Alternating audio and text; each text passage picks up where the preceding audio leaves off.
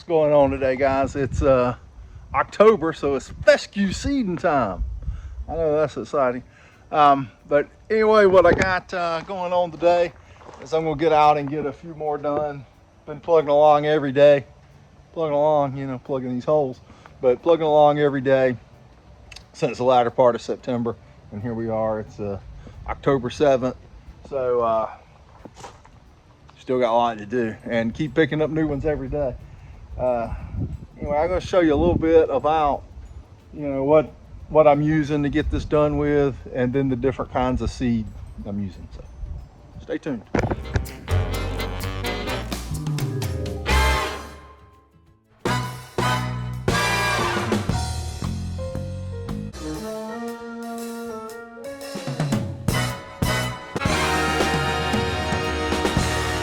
Obviously, I'll get you some better shots of these things when we get out in the field and start working. But I use the rye and stand on, and of course the trusty Permagreen Triumph. Everything's dirty and muddy because, man, I've been slinging and rolling as hard as possible. And where I can't get with this stand on aerator, I'll use this one. That's a little bit wider version. See, it's got 1, 2, 3, 4. I think it's 7 sets on the back. Yeah, I'm real prepared. 1, 2, 3, 4, 5, 6, 7. Yeah, 7. So, and then the Lesco to spread seed where I can't get in with the Permagreen, which ain't many places. For seed this year, I bought 1 ton of this. And I'm trying it out from Green Resource. And then for all the rest of them, we're using the Triple Threat Plus from Southern Seeds. We'll talk a little bit about the grass seed blends and what's in them here in a second. All right, I got the 2 different blends and wrote the varieties that's in them up here on the whiteboard. I don't know if you can see them that good. I can't see them in the phone without my glasses on, but I'll flip the thing around and show you close up. Stand by. I did not write that straight at all.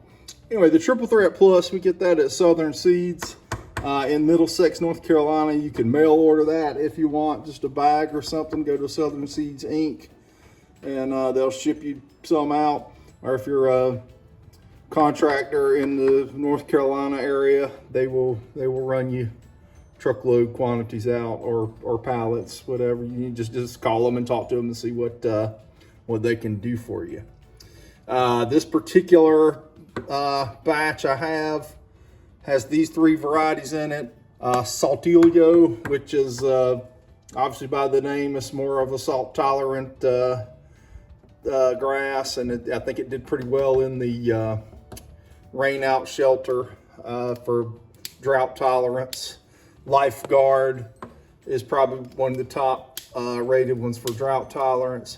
GLX Aced is a more gray leaf spot resistant variety.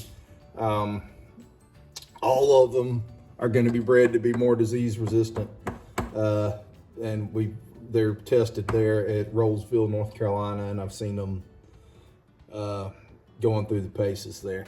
And the plus in this means that they've added, I think it's 5% jump start Kentucky bluegrass.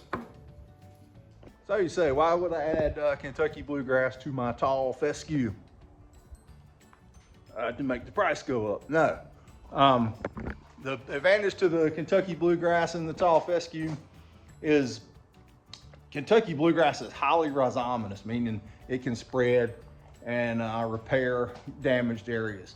Also, it is the color on it is darker than fescue, so having a little bit blended in with your fescue will give you a great color. Also, among, it's rhizomatous, good color. It's resistant to gray leaf spot. It doesn't get gray leaf spot, but it gets its own set of diseases that fescue doesn't get.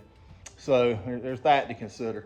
But we've done this for years, and the bluegrass in it seems to kind of take off after a while and get established. It's a little slower to establish than the fescue, obviously, and it being rhizominous year after year, it kind of spreads into spots, and spots where you might lose some of the fescue to a little disease damage. The bluegrass will spread in there. But the drawback with bluegrass is in the spring, you may be getting dollar spot and things like that in your fescue stand. You're like, what the hell, dollar spot in fescue? But it's on the bluegrass, so you're getting dollar spot on your bluegrass in there. And over time, I think the bluegrass kind of takes over a lot of the fescue, which is fine, but because it's pretty grass, it does real well. It's just a little harder to establish than fescue. So that's just what the Triple Threat Plus has got going for it, and I've been using that for a while now. Southern Seeds, great folks. The grass has performed really well in the summer months, disease resistant. The color, I feel like it might just be my imagination. It seems to germinate a little bit slower than some of the other varieties. We've used a lot of Mountain View, and this will be the first time me using this this blend from Green Resource, so we'll see what that looks like. But it could totally be my imagination, but I feel like my initial establishment on the Triple Threat is a little slow, and then it catches up on later into the late winter, early spring. Anyway, all right, well, let's talk a little bit about this Crown Jewel Elite. They've all got fancy names for grass seed, don't they? Triple Threat Plus and Crown Jewel Elite. Makes it sound like racehorses or something. All right, here we go. All right, again, this comes from Green Resources, and you may, or Green Resource. This might be a little more nationally available for some of y'all. I don't know how far, let me set this thing here, how far Green Resources tentacles reach, but they are owned by Site One as well. So this one has 4 different fescues in it. I don't know anything about that one, Sunfire. This Titan RX, that is what they call our rhizominous tall fescue. Mountain View has some of those in their mixes too, and I've used them over the years. I've seen a little bit of rhizominous activity in them. I mean, I can't speak for the Titan RX because this will be the first time I've used it, but the Mountain View varieties that are rhizominous, they have a little bit of action, but I don't think it's anything that's gonna, I mean, you know, you're not gonna be fixing 5-foot holes in the yard with the rhizomes running in there. I mean, it seems pretty tame and limited in my opinion. But this has got a lot of marketing behind it over the last several years. I've not used it, but it seems to be pretty fancy. I don't know anything about Daybreak either. Cumberland, that comes from Pure Seed Testing. I know that I've used that before it's been in the Triple Threat before. All these in the Triple Threat come from Pure Seed Testing, but the Cumberland got real high scores at in the INTEP trial in the Raleigh Lake Wheeler Road testing plot. So, I mean, this ought to be decent grass. And I've added in, I bought Midnight Kentucky Bluegrass, and I'm putting in 2 to 3 pounds per 50-pound bag of the Crown Jewel Elite. I'm putting 2 to 3 pounds of Midnight Kentucky Bluegrass in with it. So I'll have that bluegrass mix. So time will tell if one is better than the other. I mean, I have no idea, but we'll see. Wait, I'm filling up my water tank now so I can have some carrier for my permagreen. This time of year is the only time of year in working turf that I get a little bit stressed out. It's not, I mean, not too much, but there's a lot of work to be done and a short time to do it in. And this time of year, what we do now sets the table for the success for the rest of the year, and gives, you know, seed these fescue yards, and then I'll be, you know, trying to keep them up all season long. So that's my my income, you know, for the rest of the year, is getting as many of these yards done as I can, and then taking care of them throughout the season. So this is a really important time for us. But it gets done every year, so I don't know why I'm too worried about it. But ooh, it's raining. Okay, anyway, filling up the water tank. I'll tell you a little bit about the process and what I've been doing with some of these yards. Right here, stay tuned for this gem of information.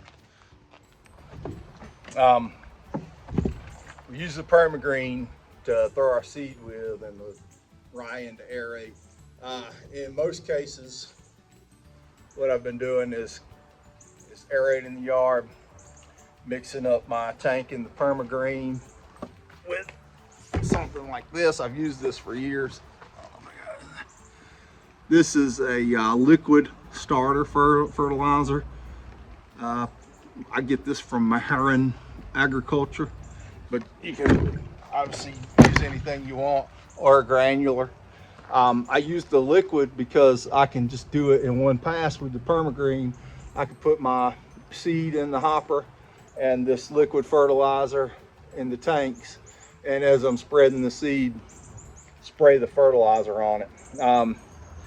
The rate I do this at is not exactly scientific.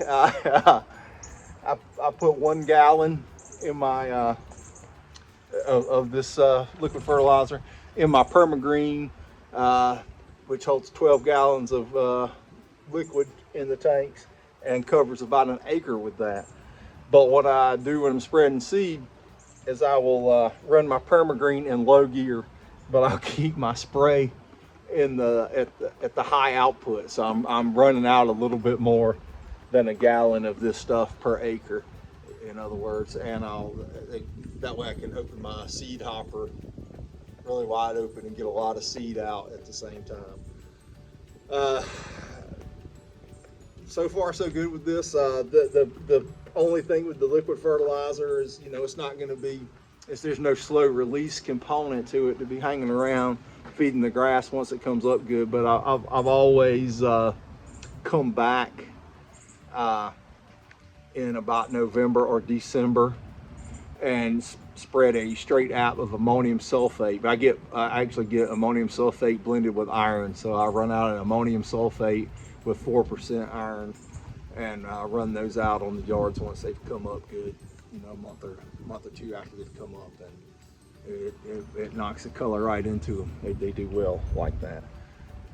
Anyway, so we're waiting on the water tank to fill up, sprinkling a little bit. We still should be able to. I don't think the heavy stuff's gonna come down for quite some time now. Should still be able to get some done today. So we're gonna get that water filled up, and we'll see you out on some lawns. Out here plugging and seeding away, and I forgot to do any filming.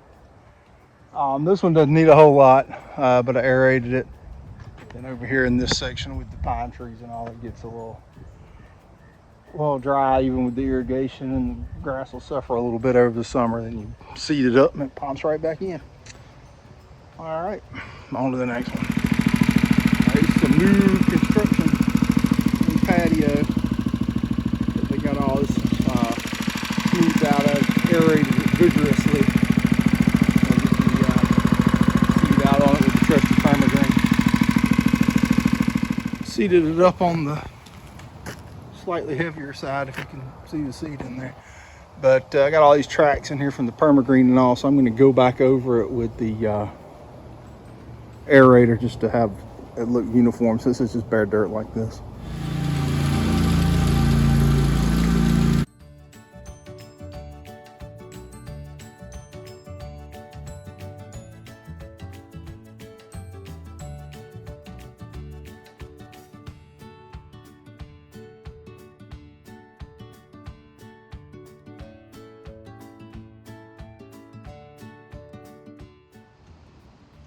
All right, I'm getting this driveway done now. I didn't really video a lot of what I had going on today, and I'm running out of daylight now. So I'm gonna go ahead and just hit some highlights, low lights, whatever, to wrap this thing up. First off, with the triple thread, if you can get it out of the stitch it on the bag, you get a nice sticker that says plus, triple plus, bonus sticker. It's worth the money, right? But anyway, what I've been doing, obviously seeding, we talked about that. You can add some herbicides at the time of seeding. If you've got one that's a little bit weedy, depending on the weed you're looking at, you could put in something like quinclorac or mesotrione. If I got one with a lot of Bermuda grass in it, especially for the newer customer, I kind of want to avoid that mesotrione. I might actually just spray Roundup on the Bermuda grass, because the mesotrione is very visible. The weeds are when you spray them, turns them white. But if it's just a few things that I know that it'll knock out, I'll go ahead and spray. I'll mix the mesotrione in with my fertilizer and spray it when I'm seeding. I've done a lot of them this year, and I did one today, and I wish I'd have filmed it. If I've got a new customer that we're either changing out the grass type, or it's, I mean, not a super weed patch or whatever, but yeah, well, I've done it that way too. But instead of taking the time to come spray that thing with Roundup in advance and come back and make sure it's dead and all that stuff, what I'll do is I'll, just like it sits, I'll aerate and seed it all in one visit, and get my backpack sprayer and come right over top of it and spray glyphosate on it. And that will not affect the seed. It'll kill that, kill those weeds, and they'll die right there, and the fescue will come right through them. So that's a neat trick. A lot of people are surprised to see that one. Anyway, man, that's about all I got. I got to get back to it before it gets dark. But it's a great day, man. It's seed time. Let's check you out in the next one. We appreciate it. Hold on, I'm getting a notice here. Anyway, I appreciate you guys watching. I'm sorry it's taking so long in between videos, and I'm sorry they're so bad when I do make them. But anyway, maybe we'll get some time and make some better ones eventually. Thanks for watching.